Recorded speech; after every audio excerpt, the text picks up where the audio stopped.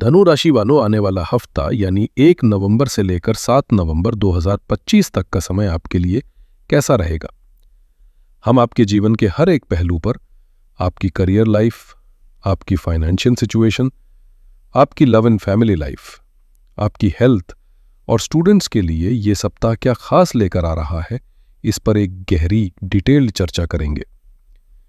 ये राशिफल आपके लग्न यानी एसेंडेंट पर आधारित है, जिसे आप उसी के अनुसार देखें तो आपको सबसे सटीक परिणाम मिलेंगे। धनु लग्न वालों, इस हफ्ते की जो सबसे बड़ी, सबसे महत्वपूर्ण और सबसे सकारात्मक ज्योतिषीय घटना है वो है धन, विलासिता, प्रेम और सुख के कारक ग्रह शुक्र देव का गोचर। दोस्तों, शुक्र ग्रह जो अब तक आपके दशम भाव में थे, 2 नवंबर को वहां से निकलकर आपकी कुंडली के एकादश भाव यानी हाउस ऑफ गेन्स में प्रवेश कर रहे हैं। ये एक सामान्य गोचर नहीं है, ये एक असाधारण रूप से शक्तिशाली गोचर है। क्यों? चलिए इसे समझते हैं। पहला कारण, 11वां घर ज्योतिष में लाभ स्थान कहलाता है। यह आपकी इनकम, आपकी विशेष, आपके सोशल सर्कल और आपके बड़े भाई बहनों का घर है। ये वो घर है जहां आपकी हर मेहनत का फल मिलता है। दूसरा कारण, शुक्र इस घर में अपनी स्वयं की अपनी मूल त्रिकोण राशि तुला में प्रवेश कर रहे हैं। जब कोई ग्रह अपनी सबसे प्रिय राशि में होता है तो वो अपने सबसे उत्तम फल देने के लिए बाध्य हो जाता है। ये मालव्य नाम का एक पंच महापुरुष योग भी बना रहा है, जो जीवन में सुख सुविधाएं और आकर्षण प्रदान करता है। और तीसरा और सबसे महत्वपूर्ण कारण, इस घर में पहले से ही आपके भाग्य के स्वामी, ग्रहों के राजा सूर्य देव विराजमान है। तो अब 11वें भाव में आपके भाग्येश सूर्य और लाभेश शुक्र की एक अद्भुत युति बन रही है। ये दिखाता है कि इस हफ्ते भाग्य का साथ मिलेगा, आपकी इच्छाएं पूरी होंगी और आपकी आमदनी में एक बड़ी वृद्धि होने की प्रबल संभावना बन रही है। लेकिन जैसा मैं हमेशा कहता हूं, ज्योतिष हमें सिक्के के दोनों पहलू दिखाता है। जहां एक तरफ आय का महायोग बन रहा है, वहीं दूसरी तरफ आपकी कुंडली के 12वें भाव में, जो कि व्यय, हानि और विदेश का घर है, वहां पर मंगल और बुध एक साथ बैठे हुए हैं। मंगल जो कि ऊर्जा और क्रोध के ग्रह हैं, और बुध जो कि बुद्धि और गणना के ग्रह हैं, जब ये दोनों 12वें घर में मिलते हैं तो व्यक्ति की बुद्धि और ऊर्जा हानि की तरफ या खर्चों की तरफ भागती है। व्यक्ति इंपल्सिवली यानी बिना सोचे समझे बहुत ज्यादा खर्च कर सकता है। तो इस हफ्ते का जो ओवर आर्चिंग थीम है वो है, आय के नए दरवाजे खुलेंगे, लेकिन खर्चों की बाढ़ भी आ सकती है। आपको इस हफ्ते फाइनेंशियल मैनेजमेंट और डिसिप्लिन का पाठ बहुत गंभीरता से सीखना होगा। चलिए अब इस ग्रह स्थिति का आपके जीवन के सबसे महत्वपूर्ण क्षेत्र यानी आपके करियर और फाइनेंस पर क्या असर पड़ेगा, इसे और गहराई से समझते हैं।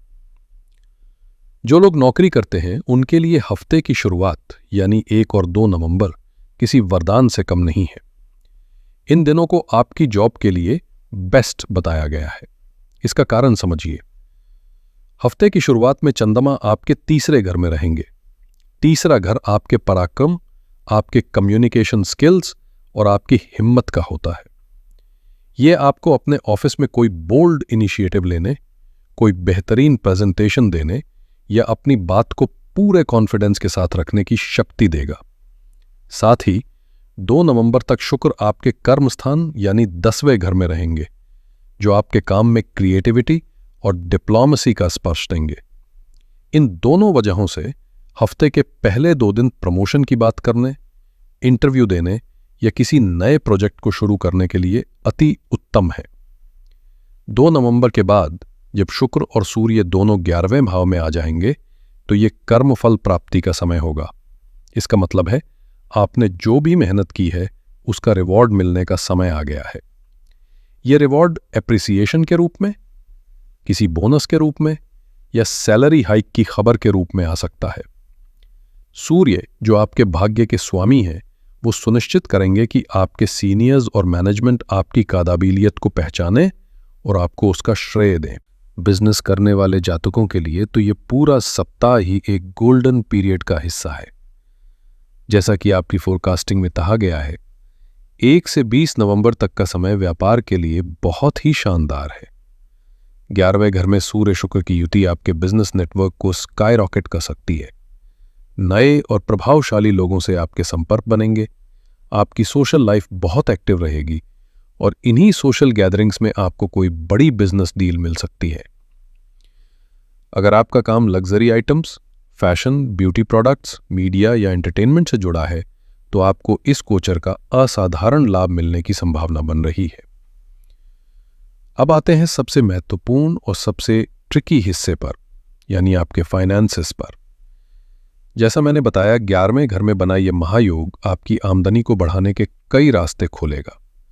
फ्रीलांसर्स को नए क्लाइंट्स मिल सकते हैं, बिजनेस वालों को कैश फ्लो बढ़ सकता है, सैलरीड लोगों को साइड इनकम का कोई जरिया मिल सकता है। लेकिन अब उस 12वें घर की बात करते हैं जहां मंगल और बुध बैठे हैं। ये व्यय योग बना रहे हैं। मंगल के प्रभाव से आप जमीन, जायदाद, व्हीकल या इलेक्ट्रॉनिक गैजेट्स पर बहुत बड़ा खर्च कर सकते हैं। बुध आपसे यात्राओं, लीगल डॉक्यूमेंट्स या हेल्थ चेकअप्स पर खर्च करवा सकते हैं। यहां पर खर्च अच्छा या बुरा नहीं है, लेकिन वो अचानक और अनप्लैन्ड होगा जो आपका बजट बिगाड़ सकता है। शेयर मार्केट में निवेश करने वालों के लिए हफ्ते का मध्य भाग बहुत महत्वपूर्ण है। 3 और 4 नवंबर का दिन फर्दर इन्वेस्ट करने के लिए अनुकूल है। इसका गहरा ज्योतिषीय कारण है। 4 नवंबर को चंद्रमा आपके पंचम भाव यानी स्टॉक मार्केट और स्पेकुलेशन के घर में गोचर करेंगे। इसी दिन आपके लग्नेश बृहस्पति और चंद्रमा के बीच गजकेसरी योग नामक एक अत्यंत शुभ योग बन रहा है। बृहस्पति, जो आपके लग्न के स्वामी हैं, 8वें घर से आपको गहरी रिसर्च और इंट्यूशन की शक्ति देंगे और चंद्रमा आपको सही समय पर एक्शन लेने का मन देंगे। इसीलिए यह दिन निवेश के लिए अच्छा है। इसके विपरीत 6 और 7 नवंबर को आपको बाजार में पैसा लगाने की बजाय लर्न करने की यानी सीखने की सलाह दी गई है, क्योंकि इन दिनों चंद्रमा आपके 6ठे भाव में होंगे जो संघर्ष और रोग का भाव है। इस दिन बाजार में उतरना जानबूझकर खुद को तनाव देने जैसा होगा। बेहतर है कि आप इस दिन बाजार को सिर्फ देखें और अपनी नॉलेज बढ़ाएं। पैसों और करियर के बाद अब बात करते हैं उन रिश्तों की जो जीवन को सुंदर बनाते हैं। अनुलग्न वालों, यह हफ्ता आपके प्रेम जीवन के लिए बहुत ही यादगार बन सकता है। आपकी वीकली एनालिसिस में साफ तौर पर 4 नवंबर को लव लाइफ के लिए बेस्ट दिन बताया गया है। इस दिन ब्रह्मांड में प्रेम की ऊर्जा अपने चरम पर होगी। क्यों? क्योंकि इस एक ही दिन 2 अद्भुत प्रेम योग बन रहे हैं। पहला है गजकेसरी योग, जो बृहस्पति और चंद्रमा से बनता है। ये रिश्तों में सिर्फ अट्रैक्शन ही नहीं बल्कि विजडम, रिस्पेक्ट और डीप अंडरस्टैंडिंग लाता है। दूसरा है चंद्र शुक्र आकर्षण योग। ये योग तब बनता है जब मन के कारक चंद्रमा और प्रेम के कारक शुक्र के बीच एक संबंध बनता है। इस दिन चंद्रमा आपके पंचम भाव यानी प्रेम और रोमांस के घर में होंगे। ये योग चुंबक की तरह काम करता है जो आपके व्यक्तित्व में एक गजब का आकर्षण पैदा करेगा। आपकी बातें लोगों को प्रभावित करेंगी और आप खुद को बहुत रोमांटिक महसूस करेंगे। तो अगर आप सिंगल हैं तो 4 तारीख को किसी खास व्यक्ति से मुलाकात होने की प्रबल संभावना है। अगर आप पहले से ही रिलेशनशिप में हैं तो ये दिन अपने पार्टनर के साथ क्वालिटी टाइम बिताने, पुरानी शिकायतों को दूर करने और अपने रिश्ते को एक नई मजबूती देने के लिए सर्वोत्तम है। 2 नवंबर के बाद शुक्र का 11वें भाव में गोचर आपकी सोशल लाइफ को भी बहुत एक्टिव कर देगा, जहां दोस्तों के जरिए भी कोई नया रिश्ता पनप सकता है। वहीं अगर पारिवारिक जीवन की बात करें तो यहां आपको थोड़ा धैर्य से काम लेना होगा। आपके 4थे घर में, जो कि आपकी माता, घर और मानसिक शांति का होता है, वहां पर न्याय के देवता शनिदेव वक्री अवस्था में बैठे हैं। वक्री शनि का काम होता है पुरानी अधूरी चीजों को सामने लाना। हो सकता है घर में कोई रेनोवेशन का काम जो अधूरा पड़ा हो वो आपका ध्यान खींचे, या मां के साथ संबंधों में कोई पुरानी बात फिर से उठे जिसे सुलझाने की जरूरत हो। खास तौर पर 2 नवंबर की दोपहर से लेकर 4 नवंबर की सुबह तक, जब चंद्रमा भी शनि के साथ 4थे घर में युति करेंगे, तो ये विष योग का निर्माण करेगा। इस दौरान आपका मन अकारण ही उदास हो सकता है, घर में घुटन महसूस हो सकती है, या मां की सेहत को लेकर चिंता हो सकती है। ये सिर्फ 2.5 दिन का प्रभाव है। इस समय को शांति से निकालें, किसी से बहस न करें और घर में भजन या कोई पॉजिटिव म्यूजिक चलाकर रखें। अब मैं विशेष रूप से बात करना चाहता हूं उन गृहिणियों की जो इस लग्न की हैं, जो घर की धुरी होती हैं। आपके लिए यह हफ्ता मिले जुले अनुभव लेकर आ रहा है। आपके चौथे घर में बैठे शनि देव के कारण इस हफ्ते आपको घर की जिम्मेदारियों का बोझ कुछ ज्यादा ही महसूस हो सकता है। आपको ऐसा लग सकता है कि आप दिन रात काम कर रही हैं, लेकिन न तो काम खत्म हो रहा है और न ही कोई आपकी मेहनत को अप्रिशिएट कर रहा है। खास तौर पर 2 और 3 तारीख को जब चंद्रमा भी यहीं होंगे तो मन में निराशा का भाव आ सकता है। लेकिन आपके लिए एक बहुत अच्छी खबर भी है। 2 नवंबर के बाद जैसे ही शुक्र आपके 11वें भाव में जाएंगे, वो इस मोनोटोनी को तोड़ेंगे। आपकी सोशल लाइफ एक्टिव होगी। सहेलियों से मिलना जुलना, किसी कमिटी या पार्टी में जाना या शॉपिंग पर जाने का योग बनेगा। ये बदलाव आपके लिए एक ताज़ी हवा के झोंके की तरह काम करेगा। आपको इस हफ्ते घर के बजट का भी खास ध्यान रखना होगा, क्योंकि 12वें भाव में बैठे मंगल बुध पति के माध्यम से या घर की किसी जरूरत पर अचानक कोई बड़ा खर्चा करवा सकते हैं। आपके लिए भी 4 नवंबर का दिन बहुत अच्छा है। इस दिन आप बच्चों के साथ बहुत अच्छा समय बिताएंगी और आपको अपने जीवन साथी से कोई गिफ्ट या एप्रिसिएशन मिल सकता है, जिससे आपका मन पसंद होगा। रिश्तों के बाद सेहत का ध्यान रखना सबसे जरूरी है। धनु लग्न वालों, इस हफ्ते अगर किसी एक क्षेत्र में आपको सबसे ज्यादा अनुशासित और सावधान रहना है तो वो है आपकी सेहत। आपकी वीकली गाइड में स्पष्ट चेतावनी है कि 5, 6 और 7 नवंबर को आपको हेल्थ, डेट और एनिमीज को लेकर विशेष रूप से केयरफुल रहना है। चलिए इसके पीछे का ज्योतिषीय गणित समझते हैं। 5 नवंबर को पूर्णिमा है। पूर्णिमा का दिन भावनाओं को और शरीर के तरल पदार्थों को चरम पर ले जाता है। इस दिन मन बहुत बेचैन रह सकता है। 6 नवंबर की दोपहर से चंद्रमा आपके 6ठे भाव में प्रवेश कर जाएंगे। 6ठा भाव ज्योतिष में रोग, शत्रु और तर्ज का स्थान माना गया है। सबसे बड़ी बात, आपके 12वें भाव में पहले से ही अग्नि तत्व के ग्रह मंगल बैठे हैं और 6ठे भाव में चंद्रमा के आने से ये स्वास्थ्य के लिए अच्छी स्थिति नहीं मानी जाती। मंगल रक्त, चोट और इन्फ्लेमेशन के कारक हैं और बुध त्वचा और नर्वस सिस्टम के। इसलिए इन 3 दिनों में आपको पेट में जलन, त्वचा पर कोई एलर्जी, नसों में खिंचाव या नींद न आने की समस्या परेशान कर सकती है। आपको बहुत ज्यादा मसालेदार खाने से बचना चाहिए और वाहन चलाते समय अतिरिक्त सावधानी बरतनी चाहिए। कोई भी छोटी मोटी स्वास्थ्य समस्या को नजरअंदाज बिल्कुल न करें, तुरंत डॉक्टर की सलाह लें।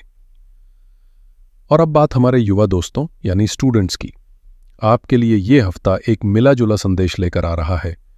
अगर आराम करोगे तो भटक जाओगे, लेकिन अगर मेहनत करोगे तो सबसे आगे निकल जाओगे।